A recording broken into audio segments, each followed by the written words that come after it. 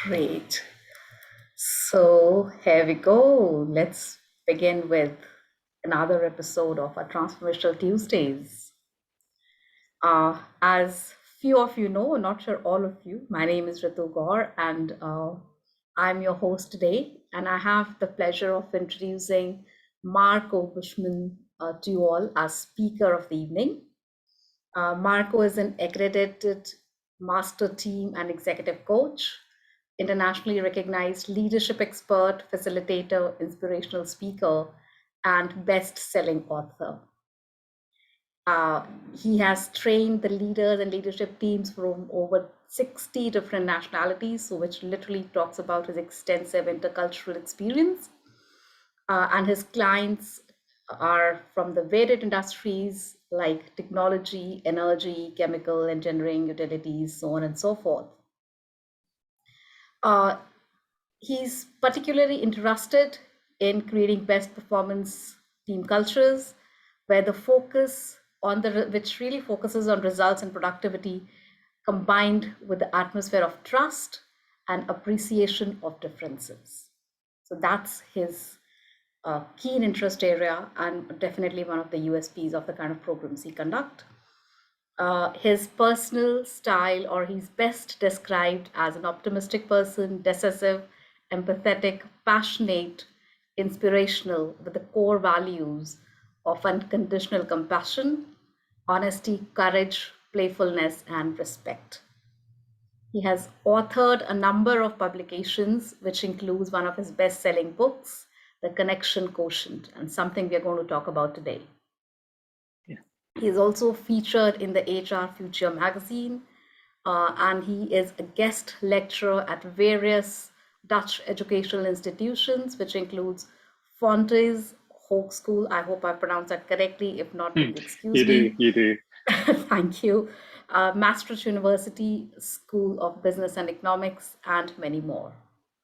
And as I said, that he's going to explain about, and he's going to talk about Connection Quotient today. So the CQ is something which enables us to illuminate our human qualities without compromising on the business goals. So in 1 hour interactive workshop today, we all are going to learn about the framework of Connection Quotient, what it is, and how can we develop it for ourselves and for others by leveraging the IQ and EQ. So with this, I hand it over to Marco. Marco, all yours. Thank you so much, Ritu, for this very beautiful introduction of mine. And a warm welcome to each and everyone, wherever you are. So just to test that, it's working, may I just ask you to use the chat function just to write what is the location you're calling in from, the country or the city you're located currently, just to get a sense of who's here and then where you're calling in from. Okay, good. I see already some, well, it's global indeed. Okay. Riyadh, Kuwait, Paris, Azerbaijan, Croatia, India, Saudi Arabia, Netherlands, hi, yay, I know you, Lebanon, Singapore, France, well, welcome, I must say, and myself, I'm calling in from the Netherlands as well. So in the next 54 minutes, we'll be talking about the Connection Quotient. I did a lot of research, and I just definitely want to share some of the insights. And at the same time, I also like to invite your perspectives as well. I always say, whatever I say is true, yet it's only my perspective. So it's not the ultimate truth.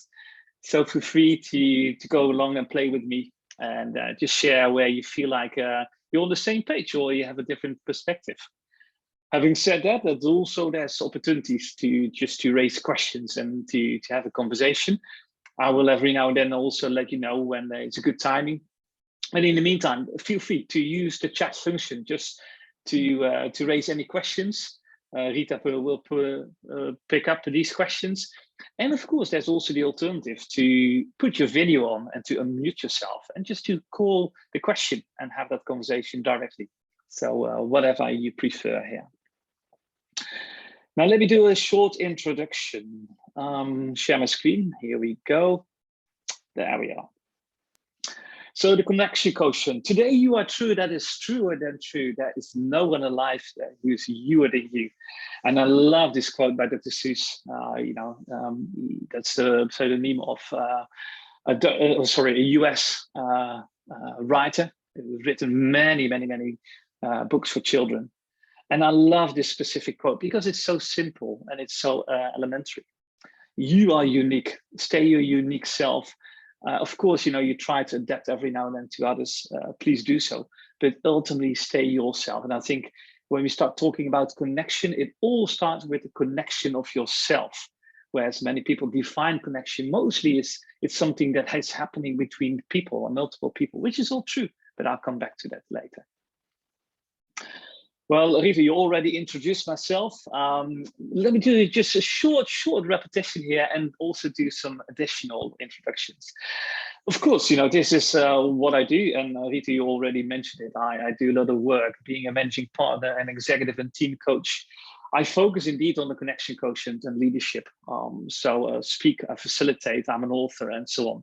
So here are some of the clients, Capgemini globally working with people from all over. Megiddo Fitem, well known, I think also in the Middle East and Africa and Asia. AkzoNobel, Shell, and many more, including small and ambitious companies and independent consultants. Now, I could say this is my introduction, much more from a functional side. But there's also, I would say, next to being a human doing, I'm primarily also a human being. And we're going to talk more about the human doing and human being, the functional, the relational, the IQ and the EQ. And then I could also actually introduce myself from this perspective. I'm a proud father of 3 kids, Laura, Frank, and Erin. I'm married to Cindy. I enjoy dancing. I love to meditate. I have a spiritual interest. I love music. I love festivals and so on. And also, one of the things that I really take into consideration, I want to take accountability for, is also my health. I think you and me, the work that we do, wherever you do, it's so important that we take care of ourselves. So one of the ways I do in order to take care of myself is every morning when I wake up, I take a shower, but the last part of the shower is always a cold shower. It's never a pleasant moment. It's really cold. But what I say to myself, it's the first commitment of the day that I already achieved. And the second one is also there's this Wim Hof, a Dutch guy called the Iceman, and who says a cold shower a day keeps the doctor away. So that's how I start. Then I meditate daily, and I love to do some sports. I love to play golf, body tech. Every month I'll take a massage. I go to the physiotherapist. Not that I have any issue, but it's more like, every month he just checks my body if there's anything else that I need to take into consideration.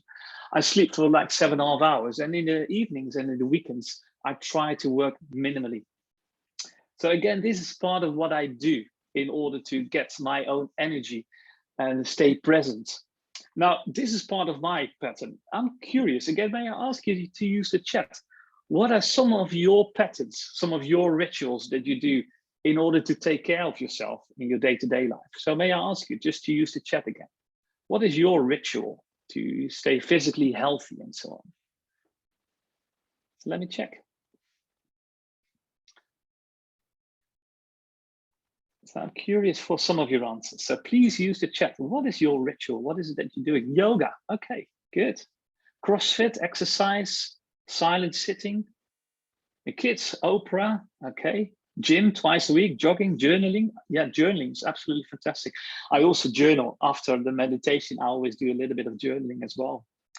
Massage for twice a month. Okay, Hesse, you're doing even better. I just do it once. You're doing it twice. Fantastic. Meditation, reading, silent Fridays, Ashtanga yoga and meditation, long distance running five times a week. Francisco, wow.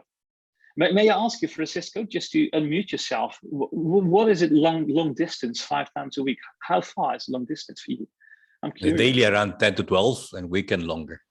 Wow, fantastic. Fantastic. 10 km. Wow, I'm a bit jealous. I used to run a lot myself as well, but my knee is broken. My right knee is not that proper anymore, so I just can't. Therefore, I play golf nowadays. So I'm also aware that this audience, you guys, are also taking care of yourself, which is tremendously important, I think, in life. And I'll come back to that later on, talking about the connection with yourself.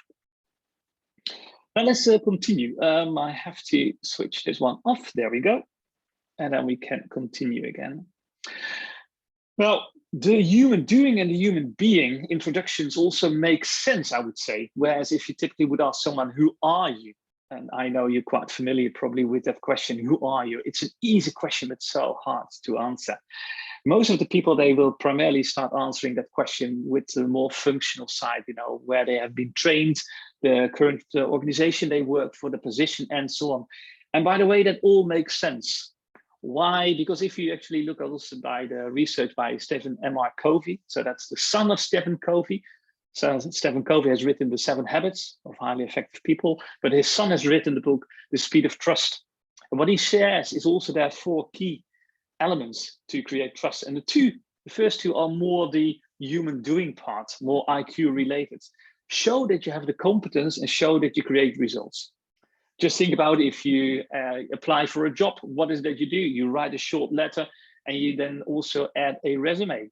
And what is a resume? Is actually a list of your competences, where you worked, the results that you created, and so on. So introducing yourself from the human doing has absolutely a logic in it. And it's the foundation to start creating trust. But what Stephen M.R. Covey also tells and shares is like, if you want to deepen the trust, then it's also a lot about the person, the character. So that's much more the human being part. What is your intention? And are you also acting with integrity? So for instance, if you're a leader, a team leader, and you would say like, you know, my intention is to empower you guys and to make you the best. But each time when the team actually has performed really well, you claim the success yourself instead of allowing the team to celebrate the success. Then you're not acting with integrity. And what Stephen M.R. Covey basically says is like, you deepen the trust through the personal side and human being side, but if you play foul cards on the human being side, you will lose the trust really rapidly. Now let's go to the essence here. What is or what creates connection? So may I ask anyone just to unmute him or herself? What would be your answer? What is connection? I'm curious for your answer first.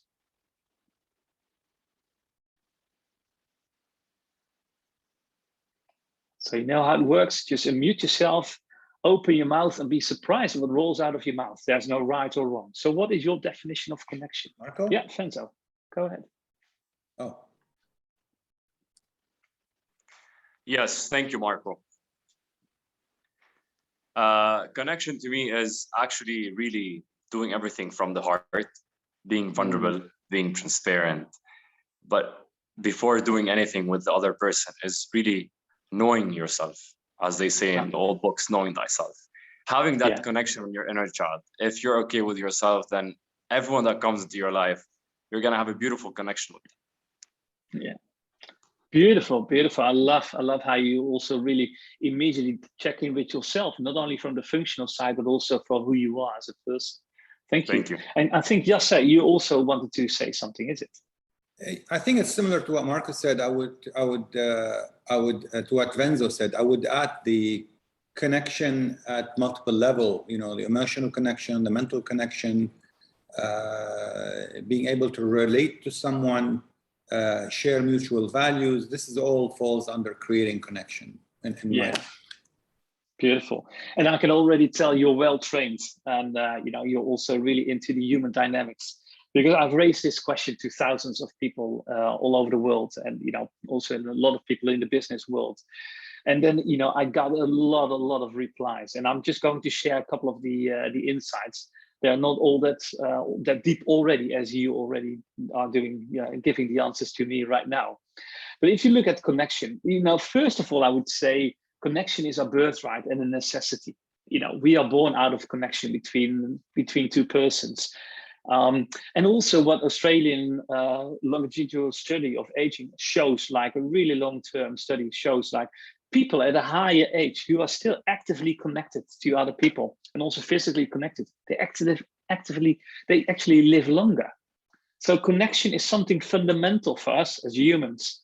to feel connected, but also physically be connected to others. Some others say, might debate say, you know, connection is all about giving and receiving trust, and that's how you build connection. I would say, yes, that's true. Again, Stephen M. R. Covey or the work of David Meiser could be a reference here. Or some others actually say connection, what creates connection is something about creating a psychological safe workplace. I think, well, I hope most of you are also already familiar with the project Aristoteles from Google. And it's such a beautiful research. It actually shows, like, you know, how do you create best performing teams? It's not by having the smartest people, you know, working together. But one of the primary things is create a psychological safe workplace. Now, what does it mean? In short, it just basically means like there's a place where you can just speak up and be yourself, where you can voice what you feel that you need to voice without being jeopardized, without being, you know, pushed down or so. So the question is also, how do you create a psychological safe workplace? I always share, like, there's many things to talk about, but just take a couple of things in consideration here. The first one I would say is just say sorry if you make a mistake. And again, it's just 5 letters, the word sorry, but it shows each time, research shows, if you make a mistake and you just honestly say sorry for it, it has a huge impact on the psychological safe workplace.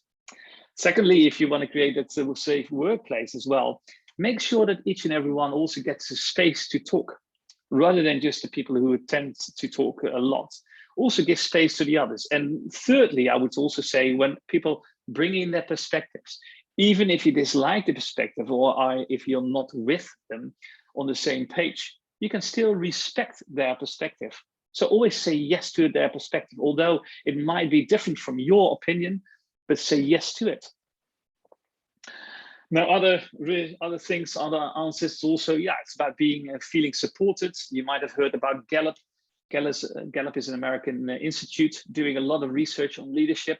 And what they basically say is people, they sign up for a company because they believe in the company, they believe in the product or in the salary or, you know, whatever, the culture.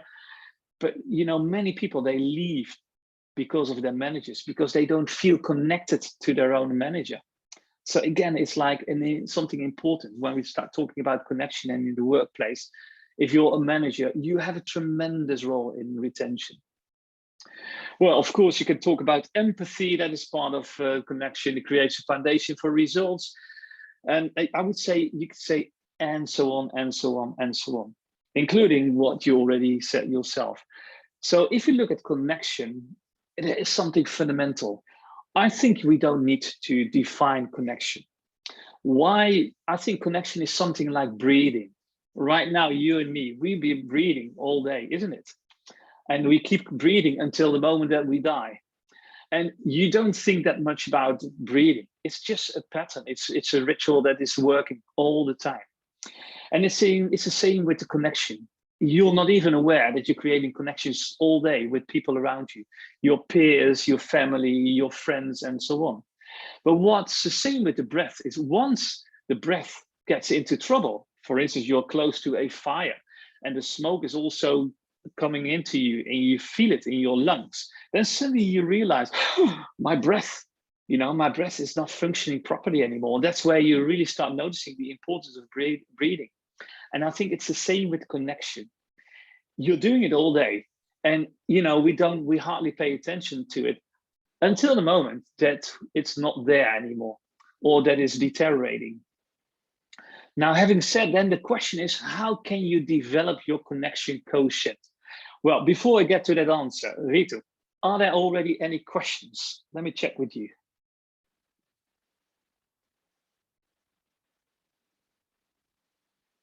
You're muted, so I can't hear you. So sorry. No, I don't see any questions for now in the chat. Okay, then we can continue. Just if you have any questions, put them in the chat or unmute yourself and just ask. So here we are. Connection, it's so much, it's wide. You know it when it's there, you know it's when it's not there. It's fundamental. But then how do you actually need to connect and how do you develop your connection quotient? Well, therefore, you first have to look at the different angle to connection. And what I believe it's really like already of your answers, it starts by the connection with yourself. From there, you connect with the other as the first representative in the outside world.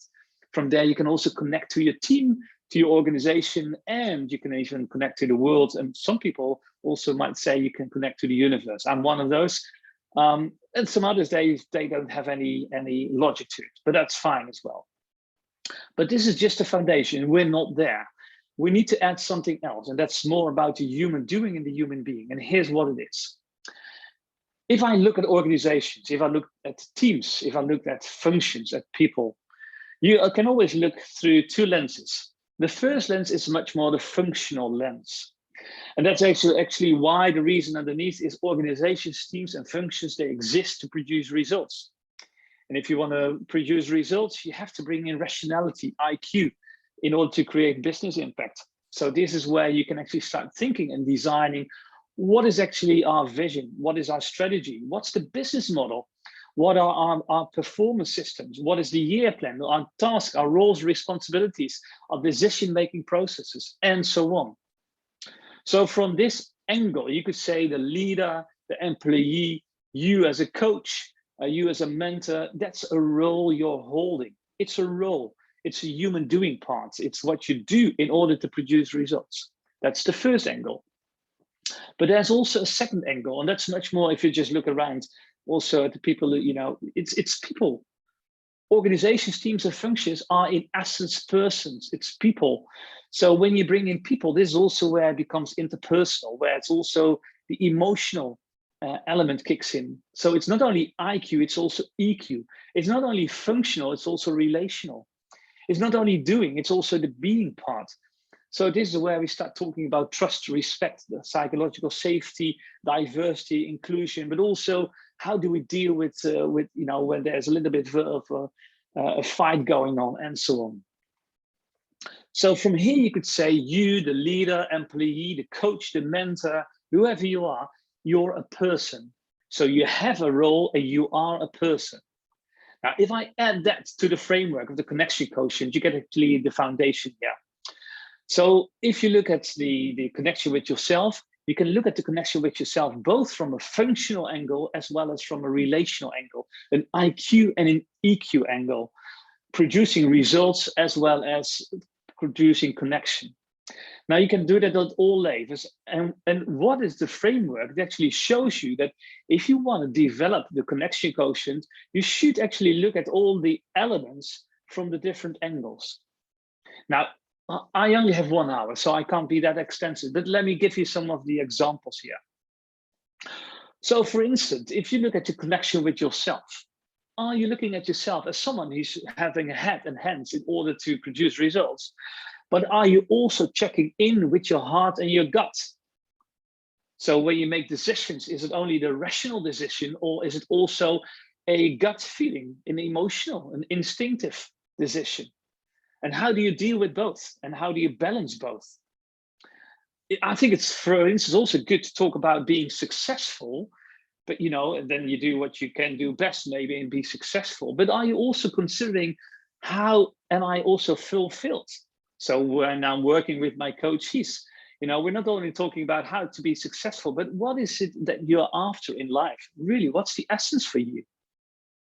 And therefore, you not only have to reflect, reflection is much more reflecting on actions, on behavior, on your impact, and where you should maybe tweak your behavior in the future. But it's also about introspection on yourself. What drives me? What are my fears? What are my needs, and so on. Now, just to give you a short personal example here.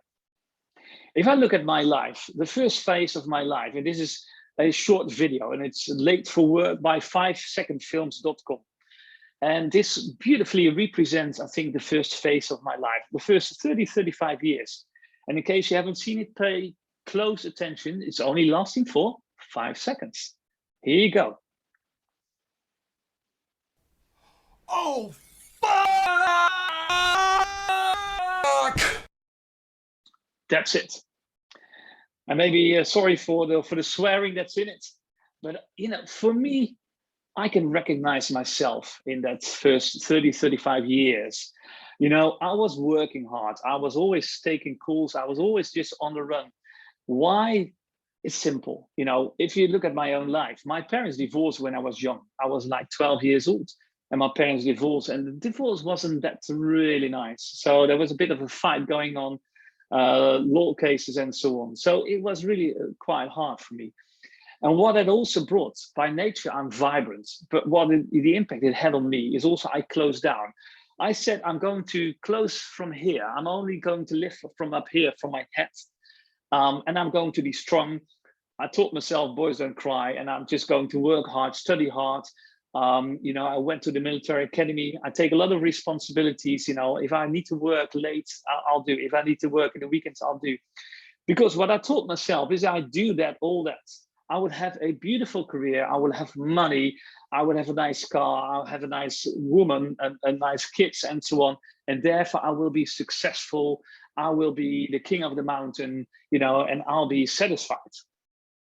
So that's a bit on how I lived. And I see, as a coach, I see many people also actually who are living this way. If I do a lot, then I have something, and therefore I'll be successful. I'll be happy. I'll be satisfied. But it also meant I always was dependent on the recognition of others. I wanted to be seen. I wanted to be liked and so on. So people really, I had to work hard and just take in and get some compliments. Then I would be seen.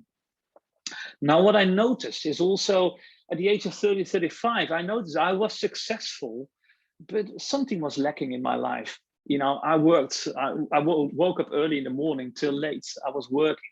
I hardly saw my 2 young kids. Also, the marriage didn't work that much, didn't work out. So, you know, it really cost me a lot of energy and so on. So the question was, now what will I do? So I decided to work with my own coach. And this coach of mine, he asked me that simple question: who are you? And of course, you know, being a good, hardworking head, I was telling him all the things that I've done, that how I did the military academy at the age of 30, ranked major. Then I moved over to Capgemini, you know, after 1 year, already part of the management team and so on. I was quite successful. And I was telling him the story. And he interrupted me. He said, okay, that's all you do. But tell me, who are you? And I was a bit puzzled. So what is that question? Who am I? This is who I am. So I related my identity to the actions. And of course, what he basically asked for, and I assume that most of you are familiar with McClellan's work, of course, like, you know, the iceberg above the waterline is 10, 15%. That is what is seen, the actions, behaviors, Hi, your results. Marco. Yeah. Ritu here, and I'm so sorry to interrupt you in the middle. No problem But at then all. we have this small request from participants to play that video clipping once again, if Oh, that's really? okay with you. Yeah. Oh, sure. Here we go. Oh, hold on. Oh, fuck!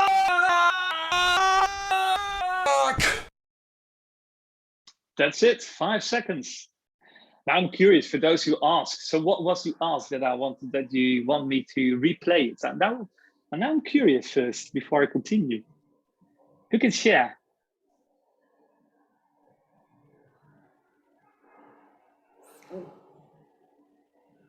I think we have one of the participants, Andre, has mentioned that it's his life too a few years ago.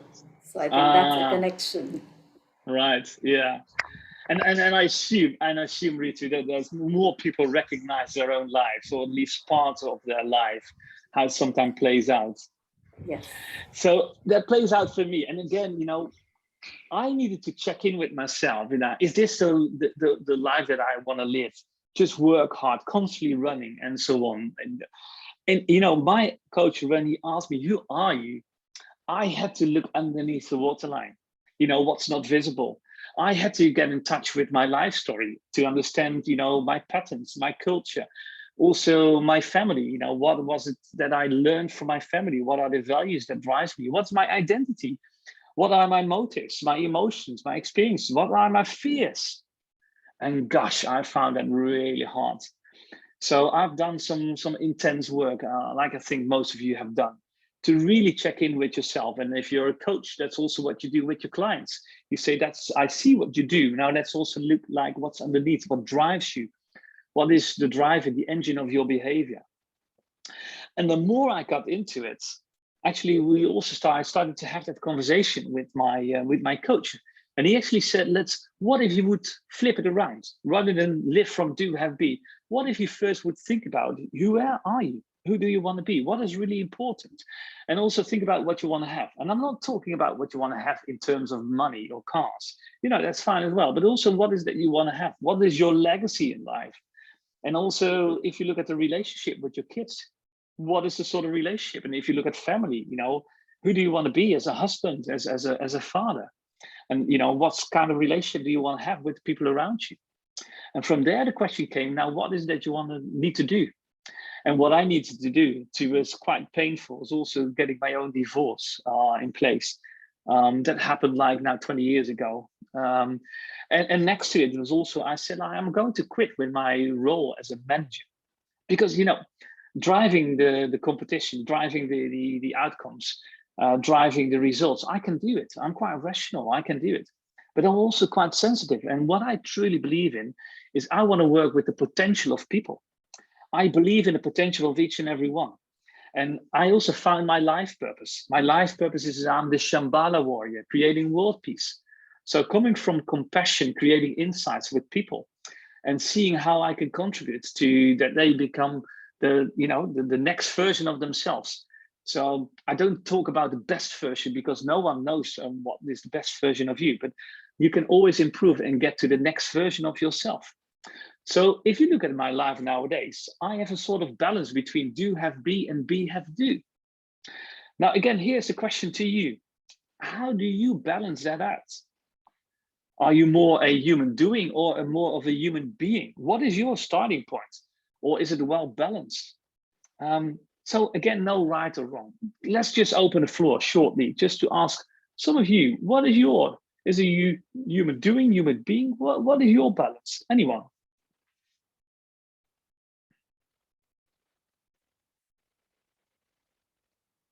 And I know it's a bit of a personal question.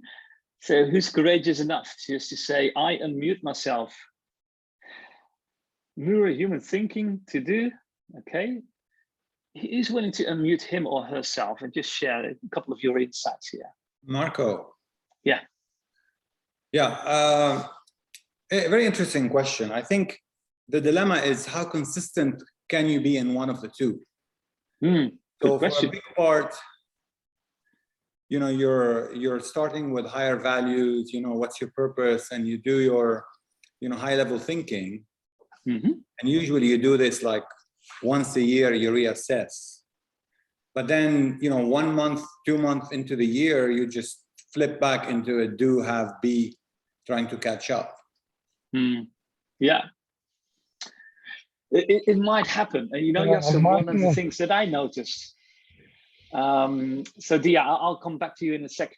But yeah, so one of the things that I noticed is also the meditation in the morning. That really helps me to also check in with myself, where I am, what's happening, who I want to be, and also to reflect.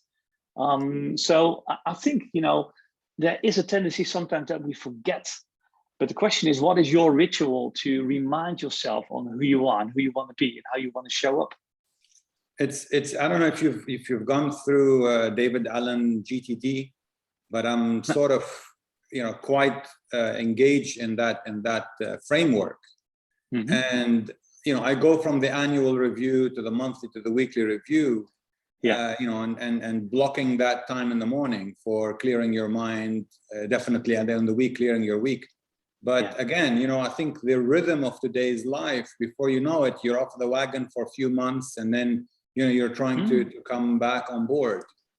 So it flips. My personal story, it flips from be, have, do for some time, and then before you know it, you're back into the do, have, be. Yeah. And Jesse, what I hear is you're conscious. And I think that's the most important, because for me, it's not about a judgment. One of the two is better than the other, but it's more, are you conscious on where you are in your life? And is that also a choice rather than you're run by patterns? And it seems like you're conscious. So thank you so much, Jesse. Dia, please come in. You also wanted to answer. For me, I'm the person who doing can justify the being, Okay. but that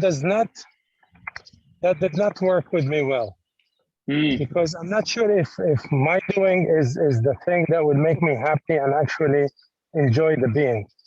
So with my coach, I'm trying to find the being so that the doing can actually entertain the being and reflect what being is for me, to feel more solid and happy as well. Yeah. So this is how I see it. Well, thank you. And again, you know, it's so important that you are aware of where you are and also what's next for you. And you put a process in place to start exploring also the being part, so that ultimately it will be balanced. And you talked about entertaining, how the being can entertain the doing, or the doing can entertain the being. But you know, there is something about balancing both, and that's the journey you're on. So well done, well done. So let me share the screen again, just to continue, where I'd like to give you some more trains to think about, some thoughts to think about. So this is just a couple of examples that you can actually talk about when you connect with yourself, both from the functional and the relational side. Now, if you look at the connection with the other, this is a couple of the elements that you can actually start thinking about. If I connect with the other, of course, we could talk about what are your goals, you know, what is that you need to achieve, you know, what is it that you need to do and how do you need to perform? But also we should also talk about our relation. You know, how do we want to work together? What kind of interaction, what works for you, what doesn't work for you? And what is something that I definitely shouldn't do? But there's also something about ambition, dream, compliment, and acknowledgement. And in order to explain that, I would love to have a volunteer. So who's willing to be a volunteer without knowing what I'm about to do? So please use the raise hand option to show that you're a volunteer without knowing what I'm going to do with you.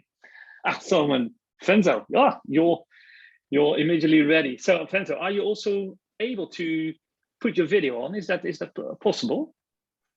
Yes, of course. I'm just using my phone, but it's okay. Okay, sure. So I have a question for you. Good. Nice to see you, Fenzo. Hi. I have a question for you. What is your ambition? My ambition is to serve others and make this world better, more world peace, more consciousness, and getting to know the connection between the body, the heart, and the mind. Because at times the mind is controlling everything. Yeah. Thank you. That's a nice, short, beautiful answer. I have a second question for you. What is your dream? My dream really is to be on stage all around the world using my 4 fluent languages, raising awareness. So what's the difference between the question, what is your ambition, or what's your dream to you? What did you notice? Dream is more for the big part, like where I want to be, like, let's say 50 years from now to 50 years, what I'm going to do. Ambition is what makes me get up every morning. Yeah. Well, thank you so much. It's beautiful. You know, when I raise this question to people, what I tend to see is when you ask them, what is your ambition? It's much more a functional answer. There's something that they want to achieve. There's a goal that you're after, and therefore you're taking some trainings and so on in order to get to that goal.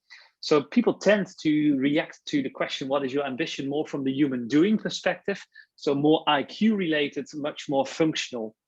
Whereas if I ask the question, what is your dream? They give themselves permission to dream like children do, without constraints. It's also where the emotion starts kicking in. And then, you know, most of the times, you know, in your answer, that definitely also had a relation to the work that you want to do. But when I was listening to you, I felt suddenly more energy. There was some energy starting to flow. And also with the dream, this is also where people start giving them permission to not only think about the functional side, but also from a human personal perspective. And some people even come up with dreams like, you know, I would love to live in the Alps and, you know, work from there and, you know, have freedom to you know, spend time with my kids, my family, and so on, next to, you know, doing some work in between. So again, you see, we need to be aware how we can play with the connection in the connection quotient with the human doing as well as the human being, just by Can I ask a using question? different words. Yeah, please come in. Yeah, let me just ask a question. This is Xavier. So would you agree that dreams can fuel your ambition? Oh yeah, aren't sure. they closely related? Are they closely connected? You know what I believe, and that's also where I am at. I believe that ultimately we are emotional driven animals. You know, although if you look at society nowadays, we pay so much attention to rationality over the last 2 centuries. You know, rationality came in place more and more. IQ is more important than EQ. Whereas ultimately, if you really check in how we work, it's the emotion that drives us. And if we get back to the senses, and the dreams also bring us really back to emotions deeply, that is the fuel also for the doing part. So I'm absolutely with you here. Yeah. So again, this is beautiful. So you see again the doing, the being. And Fenzo, if I may ask you just to switch on your camera again, I have one more thing for you. And again, just to show how you can actually play with the doing and with the being, the functional and the relational. So I could actually also compliment you here, Fenzo. I could compliment you and say, like, you know, I ask you the questions and you gave me concise answers, you know, related to the questions. So that is really short, sweet, and simple. Well done. So a compliment is much more about what you do. So I see you for what you do, Fenzo. And that's also why I give you this compliment. But there's also what I call the acknowledgement, which is much more a human being. And in the acknowledgement, I actually say, I see you for who you are, not only for what you do. And then acknowledgement is really simple. It's you are, and then you frame the name, the qualities that you see in the other person. So Fenzo, what I could say to you, you are honest, you are courageous, you are sincere, you are emotional, I think, and you're fair, you're a fair person. So again, the same question to you, Fenzo. If you look at the compliment versus the acknowledgement, the functional, the relational, the IQ, EQ response. So what is different for you between the compliment and the acknowledgement, if any at all? Compliment is more maybe of fact. Acknowledgement is something that I haven't said that, Marco, you've seen. For instance, you're saying you might be emotional, which is true. I am very emotional, but that's something I didn't say, but Marco saw it. So acknowledging something is a good attribute for great coaches. Yeah. So thank you again for voicing my absolute pleasure. What you felt. Yeah. And again, it shows like, if you, again, compliment is the functional side, acknowledgement is much more the personal side, IQ, EQ. And that's the essence. If you look at the connection quotient, you always need to play with both elements. So you need to be aware of what is your tendency. Are you primarily talking and acting from the functional side or from the relational side, IQ or EQ? And what I say is you need to balance it out. You need to have both. You need to have both. Now, let me also get further. Let me see where we are. Here we are. I forgot to switch it on, share my screen. So that also means what I truly believe, and this is such a beautiful quote by Maya Angelou, there's so much value in it. I've learned that people will forget what you said, people will forget what you did, but people will never forget how you made them feel. So again, it's already starting to impact, you know, the way you impact others. It's not only in being functionally smart, and of course, you know, you have to do it and you have to empower them, but also how do you make them feel? How do you sense? How do you see them? You know, what do you do to create that safety for them? That also beautifully relates again to something else, and I'm getting there. First, shortly, in connection with your team and your organization, you should not only talk about profit, I think, but also about happiness, not only about structure, but also about culture, and not only about the just do it, but also about ethics. So again, you see, and these are just a couple of examples. Like I said, I only have 1 hour, but if you want to read more, that's the connection book, where you can read so much more about it. But we constantly need to balance both. And also at the rest of the world, are you looking at the world as this is where my clients are living, but also how are you related to the society? So in what way are you also taking in consideration the refugee questions?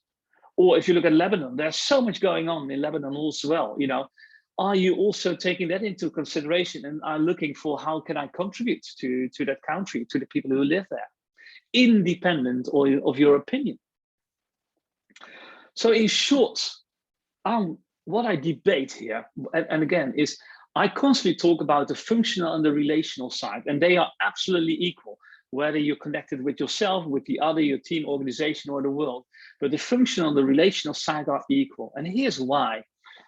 If I would be your manager, or if I would be your coach, and I would only connect with you from a pure functional side, so there's no emotion attached at all to it, would you like to work with me for the long term? No, probably not. If I would be your manager, would you like to stay with me for the long run? Probably not. Because next to the functional side, you also like to feel, get a sense, and in a personal connection. I get it. Now, if I flip it around, if it would only be like from this moment onwards, let's forget the functional side, let's forget the goals and so on, but let's just have fun together and you know, be supportive and so on. It doesn't lead anywhere. Would that work? No, it wouldn't work. You know, probably I get fired first if I'm your coach and the coaching doesn't lead anywhere, but it sounds, you know, it's great, but it doesn't lead anywhere. I get fired, of course. You know, you should. So it shows I have to focus on both functional and relational. So therefore they are equal in whatever you do, whether you're a coach, a mentor, a leader, a father, a mother, a husband, a wife. You know, we always have to connect with the others from both sides. But here's the paradox. Here's the paradox, and this is where it really gets interesting. I would say functional and relational are also unequal. And just to underline that message, I have a question for you again. And again, I'm going to ask you to use your chat function. And again, there's no right or wrong answer. Your answer is the right answer. Whatever you write in the chat is your answer, so it's going to be correct. But here's my question. Now, if you think about the best team that you have been part of, and you can define the best team, whatever you like to define it. So it could be, you know, the best producing team, you know, the highest outcomes, or it could be a sports team. You know, you didn't get the #1 position, but hey, guys, you had fun together. You know, it could be the highest salary, it could be a group of volunteers, you know. So whatever the best means and whatever team you take into consideration, either your current work team, a previous work team, a group of volunteers, a sports team, you can just make it up yourself. But here's the question. Here's the question. If you think about the best team that you have been part of, and the question is, what are the attributes that stand out that are not in place in those average teams or the low performing teams that you also been part of? So what are the attributes that stands out in the best performing teams that are present, that are less present or not at all in the low or the average performing team? So I'm just curious. Let's also look at the answers here. So we're already getting some answers. Inclusion and trust. Trust and integrity and accountability. Okay, there's a shared purpose and there's connection. There's conflict based on trust. There's clarity, there's support, there's collaboration, recognition, there's care. There's ethics, there's fun, there's trust. There's a lot of trust I see. There's trust, there's respect. A knack for getting results. Great, you're doing great. So what more? Transparency. What else is in place, those best performing teams? What are the attributes in your own experience that is in place in those teams? Trust, the heart, accountability. So you're doing great, you're doing great. Now here's, and if you have more answers, feel free to add them, but this is enough for now. And by the way, I've raised this question again to thousands of people, to individuals and teams, again, globally. And it's always really interesting. You know, if you were to have all those answers, and those are your answers, so I didn't influence you, those are your answers. But if you start looking at those answers, and you start thinking about the question now, are these answers, is that more the human doing, more IQ, more functional, or are the answers more relational, more EQ, more human dynamics? More relational. And so Anuba, thank you so much for that answer. More relational, both. Yeah, they are both. Mary, they are both. But if you start, you would actually, and what I typically would do, and that's impossible right now, what I typically would do is I would, when I get those answers from a team, I would put them on a flip. And I would, on the one side, I would put all the rational IQ functional answers, and I would put all the relational human EQ answers on the right-hand side. And what I would typically see, and it's really, wherever I've done that exercise, always it's the same, I would always see something like 1/3 of the answers are the functional answers and 2/3 are relational. So some of you already noticed in those answers that the relational are more. And it might be 1/3, 2/3, it might be 80-20, 60-40. But in general, I always see it's more relational. Now, this is where it really gets interesting. So that's the paradox. IQ and EQ are equally important, yet we know from our best teams experiences that the relational side really has an extra kicker. So if you, really connect on the relational side, I would say it's a surplus on the results. There you can really boost the results. And if you continue that arc, and just look at this research by Daniel Goleman, my assumption is you're familiar with the research by Daniel Goleman, who's also done a lot of the EQ work. By the way, EQ is something that he didn't coin. It was already in the 60s of last century that people were talking about the emotional quotient, but he made it big. And what he basically says is, if you look at the roles, your role as a coach or as a leader, it's IQ, but it's also a lot of EQ related work. And in leadership positions, he actually says, it's even like 1585. Just think about it, and you can actually make that list as well to yourself. If you think about a leader, a role model, or a coach who's a role model to you, or a leader who's a role model to you, and you would actually also write down what are the attributes. And again, you ask yourself the question, is that an IQ and EQ? I predict that most, like 80-20, most of your answers will be relational elements. So, and actually it's also backed up by a lot of other research. So here again, you can see some more of the research. The Harvard Business School, emotional intelligence. If you have two people with equal knowledge or equal IQ, what makes one person more the high performer? Long-term success is emotional intelligence. Why are careers derailed? Because of emotional competences and maybe inability to handle interpersonal problems, mostly. If you look at this research by the Stanford Research Institute, long-term job success, it's much more about people skills, less on technical knowledge. And even the last one, 450 boys, for 40 years, they've been following those people. And it's more about how do you handle frustration and control your energies and so on. So again, the EQ, and that's the paradox, IQ and EQ are equally important, and they are not. Also, if you look at this mindfulness, the search inside yourself.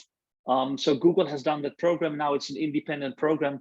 They see also that people who are really checking with the emotional intelligence and develop their emotional intelligence and also more calmness, it has huge, huge, huge benefits.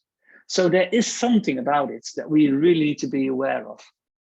So in short, and that's the story, and I'm getting to some practical tips as well as a feeling. The summary is the connection quotient, connection, we don't need to define it. You know whether it's there or not. It starts by connecting with yourself, from there with the other, your team, organization, and the world. And think about it, you are primarily a human being, and you have a function, a role, that's the human doing side.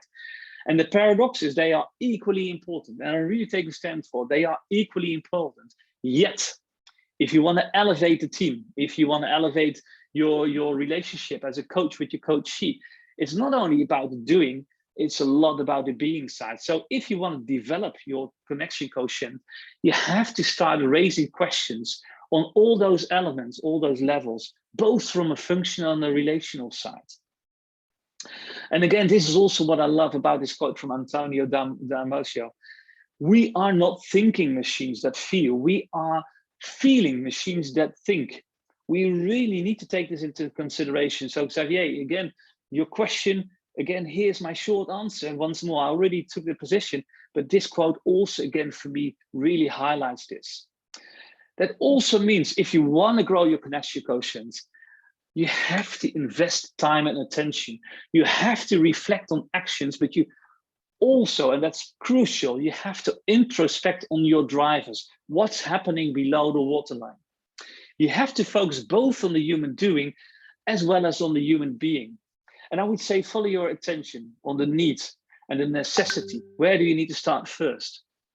Ideally, you start your personal growth because first you need to be able to lead yourself before you can lead others. That's something I'm truly convinced of, whether you're a coach, a mentor, a leader, or whatever. You have to acknowledge, accept, and respect also yourself, your own, as well as other people's emotions and vulnerability.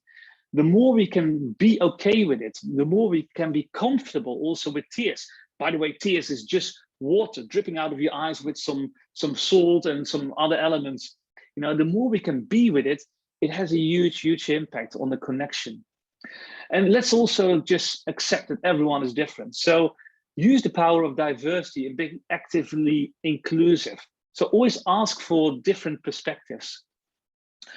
Of course, you have to ask for feedback. You can't grow your connection quotient all by yourself. You have to listen to understand, where some people, they are listening to fix, or they are listening for the gap so that they can start answering. But can you really listen to understand first, and then you are actually growing yourself. Also, if you want to grow your connection quotient, like I said already in the past, there's so many elements. So look for what is the necessity. Where do you like to grow your connection quotient first? What is the one thing that you need to develop? Then first focus on that one. How do you eat an elephant? Bit by bit. You can't just grow all elements all at the same time. And in order to do so, create a timeline, act on it. It's like it's 5, 4, 3, 2, 1, go. You know, we are trained, our brain is trained that when we count down from 5 to 0, you know, we say start, lift off from a rocket and so on. So that really might help you. And again, there's this nice book in the US just been released a couple of years ago that also really is a strong advocate of counting down in order to get into action. And finally, I would say, if you want to grow your connection quotient, you're not alone.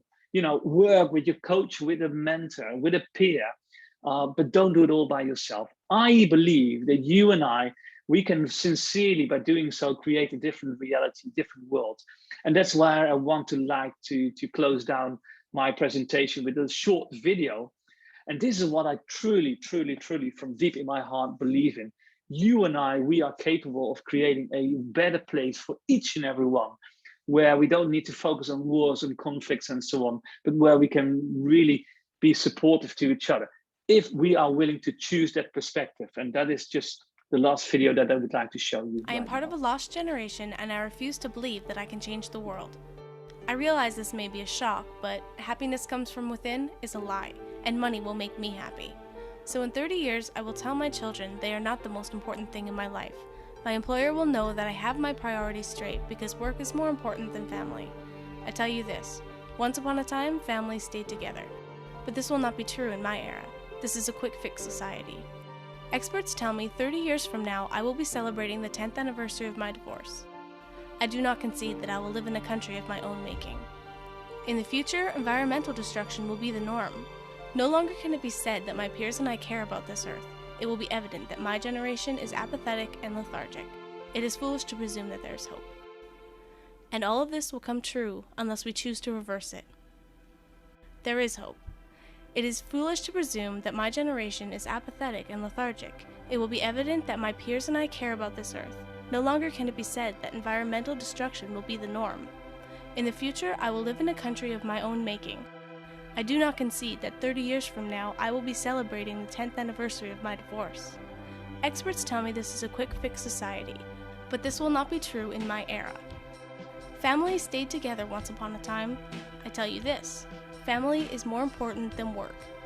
I have my priorities straight because my employer will know that they are not the most important thing in my life. So in 30 years, I will tell my children, money will make me happy is a lie, and true happiness comes from within.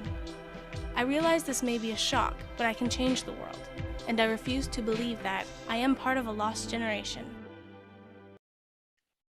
And that leads me to closing down.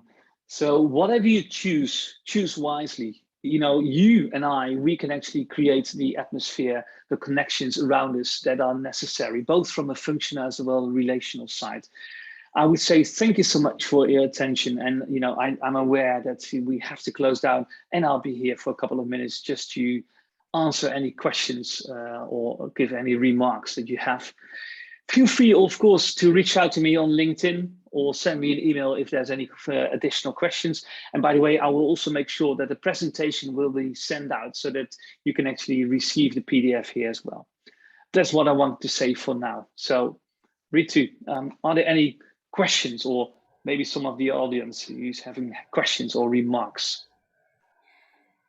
Yes, definitely. I have got one question for now, and there are a lot of remarks. I think people are just awed by the entire presentation, and especially the video in the end. It has just summed up everything. So I have this question from one of the participants, and the question is like, is connection similar to what we understand by networking? Could you say again, is connection the same as? Is connection is same as networking? No. I would say networking is much more the functional side. You know, you network in order to achieve results, in order to get connected and to get inspired. So there's a goal underneath. So I would say it's part of networking is part of creating a connection, although it has a little bit more of a functional element in it. So that would be my answer. And of course, I'm open for a different perspective here. Does it answer the question? I didn't know who raised that question. Yes, it was. I don't have any participant with me. Yes, thanks. Keshav says, thanks, I did. Keshav, yes. Okay, good. Yeah. Marco? Yes, sir. Just a question. I mean, Daniel Goleman, soon after his EQ, he started something called social intelligence. Is that more or less the same as the CQ? Well, if you look at the social intelligence, it actually has it's broader. So there's also the IQ and the EQ. So those two frames. By the way, I'm noticing that my battery is really running low. So before I have to check. Yeah, there we go again. So there's IQ and EQ, and there's also the SQ. And the SQ sometimes is the not the social, but that's the I forgot that term. It's a spiritual quotient. There's a connection in between. So that's one of the things that is being coined. There's also the SQ, that's the social quotient. EQ is really primarily something that is of myself, within myself. Whereas the social quotient is also in relationship to the others. So that's where I see the difference. Further, I'm not really deep in that element of Daniel Goleman, so that's the only answer I could give right now. So it might be true again, or it might not be true. And there might be someone else who has the answer for you, because I'm not really deep into that SQ of his. Thank you. Thank you, Marco. Anyone else? Any remarks, questions, whatever comes up? Yes, I have the last remark here, and it's very interesting though. So it's really interesting perspective on individual and his relationship with the work team and company that brings it all together. Yeah. Yeah, I think that's what Bruno shared. He's one of the participants here. Yeah, and just building on that one, and you know, talking about emotional intelligence again, there are 4 key ingredients for emotional intelligence. You start by self-awareness, from there to self-management, then it gets to social awareness and relationship management. So again, you see internal, external, and underneath, he's also coined 12 leadership traits. So if you're interested, I would say on the internet, there's much to find on those 4 core ingredients, as well as the 12 leadership traits related to emotional intelligence. Yeah. Thank you, Marcus. Thank you for your time today. And I would just like to share with participants that this entire presentation and video will be available for your review on our social media handles. So please do join us there. Next week, we will have another accomplished speaker, Alan Cordon, and the topic of the evening would be intimacy in the coaching relationship. Next week, same time, Tuesday. So thank you for all of you to join us today. And thank you, Marcus, for taking out time. Sure, my pleasure, for my this privilege. wonderful presentation. And it was a great learning. Good. I would say have a lovely day, wherever your day is ahead of you. A lovely evening, lovely morning. And you never know, we might see each other somewhere in the future. Absolutely. Take care. Thank you, Marco. Thank you, everyone. Bye. Thank you, everyone. Goodbye. See you all next week.